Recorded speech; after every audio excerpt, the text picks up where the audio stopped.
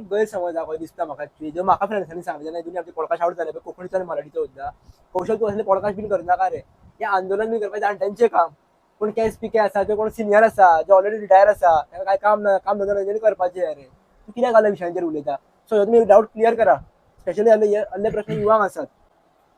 हय माझोय तोच एक हे आसलो पॉयंट की हे जे कोण युवा म्हणटा पळय हे अज्ञानान उलयता तेच म्हाका क्लियर करपाक जाय की माहिती सारखी आमच्या युवा समोर ना.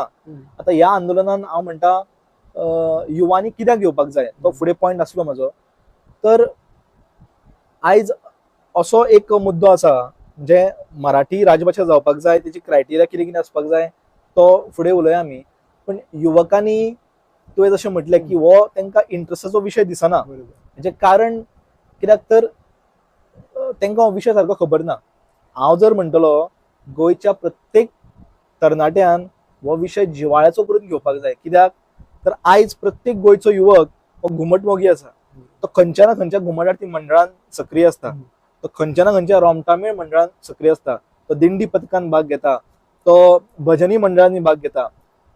हे सगळें जर पळयलें आमी जाल्यार ताचो आत्मो कितें आसा ताचो गाभा कितें आसा तो संस्कृती रक्षणाचें काम करता न्ही. आतां म्हाका सांग आरती आमी म्हणटा खंयच्या भाशेन म्हणटा मराठी. भजनां आमी खंयच्या भाशेन म्हणटा मराठी. अभंग खंयच्या भाशेन गाता मराठी. दिंडीन जी आमी म्हणी म्हणटा किंवा